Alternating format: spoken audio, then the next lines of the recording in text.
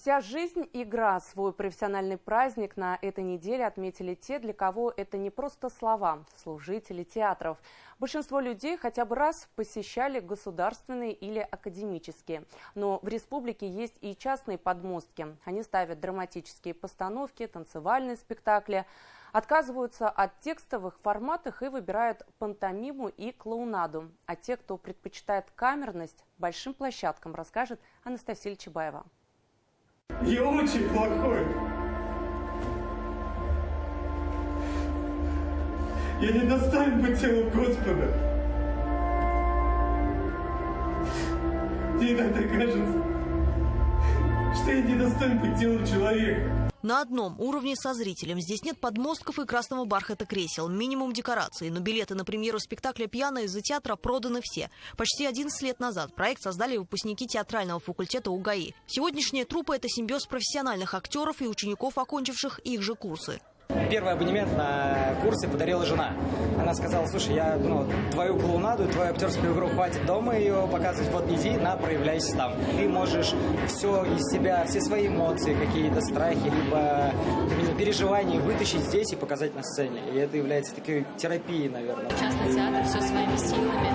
Мы все здесь очень стараемся для того, чтобы это место жило, чтобы оно радовало людей, чтобы люди сюда приходили и они что-то понимали для себя, чтобы они тоже эту терапию проживали. И это очень нужно, особенно в сложные времена. Искусство играет очень большую роль. В этот раз актеры приглашают зрителей пережить 8 жизненных ситуаций. Трагичных, отчаянных, комичных, раздирающих. Название «Пьяные». Но акцент не на этом. Алкоголь здесь лишь средство, которое развязывает язык. Тема, о которой там говорится, она совсем не... То есть она далеко не пьяная. То есть это очень глубокие довольно темы. Это тема Бога, это тема любви, это тема принятия себя и вообще всего окружающего мира. «Зоотеатр» – один из первых частных в Уфе. В отличие от государственных, он существует только на то, что смог заработать. И вместе с тем частные театры позволяют себе больше экспериментов, отходя от академизма. Я как будто сливаюсь с актерами. Я с ними вместе. Есть спектакли у данного театра, когда зрители тоже взаимодействуют непосредственно с актерами. И вот эта вот камерность, она дает вот этот, наверное, личный контакт, то, чего мне лично не хватает в жизни. Мы себя не называем такими людьми, которые делают просто современное искусство, и такие: хотите понимаете, хотите не понимаете.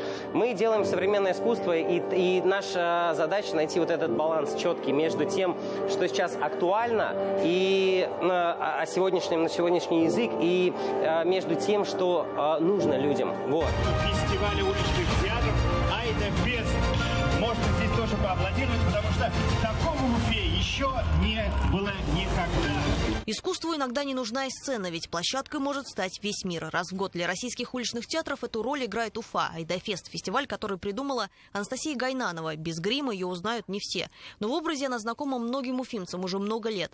Основательница театра «Дебуфо». Актеры работают в жанре пантомимы. Она решила познакомить республику с калейдоскопом уличного искусства. Есть какие-то экспериментальные, которые играют только ночные спектакли. То есть у них они играют в театр, который выступает только ночью.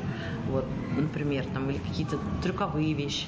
Есть визуальный, например, театр, который делает визуальный спектакль, у которых огромные декорации, которые мы 3 суток монтируем. Под дождем. Есть, наоборот, сольный артист. Они не молчат, просто говорят на другом языке. Языке тела, мимики, и уже во время постановки поражаешься. Понятна каждая сцена, улавливается каждая так и не произнесенная реплика. Пантомиму чаще ассоциируют с комедией. Постановка «Фамилия». Здесь с юмором о самом важном – близких. Но этот жанр способен быть и трагичным. В репертуаре «Дебуфо» есть трогающий сердца зрителей, очаровывающий своей красотой спектакль постскриптум. Герои перед тем, как уйти в последний путь, вспоминают, а что осталось за спиной. Это абсолютно другой кайф, когда ты драматический актер и когда ты клоун на сцене.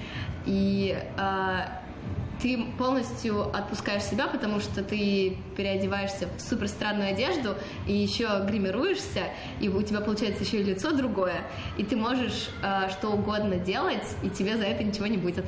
Даже зарплата. Это свобода в первую очередь, наверное, да. Ты платишь вот эту цену, наверное, отсутствие денег и еды у тебя дома, но зато ты свободен в том, что ты делаешь, и ты можешь делать, что ты хочешь. Уличный театр – это не только о свободе актеров. Ты идешь по улице, ты увидел, что идет спектакль. Сидя в зале, например, в театре, ты уже вряд ли выйдешь, даже если тебе что-то не нравится, ты досмотришь до конца. А тут, если тебя зацепило, ты остался.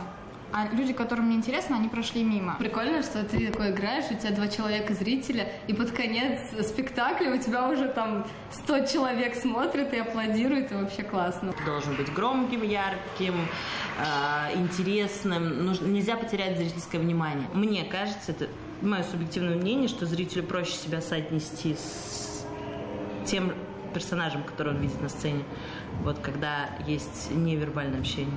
Все актеры театра имеют вторую работу. Уличное искусство – это не коммерчески выгодный проект. Определенный доход есть, но существовать только на него невозможно. Даря людям духовную пищу, не всегда можно заработать себе на материальную. Но на вопрос, стоит ли заниматься этим дальше, они ответят – слова здесь излишни.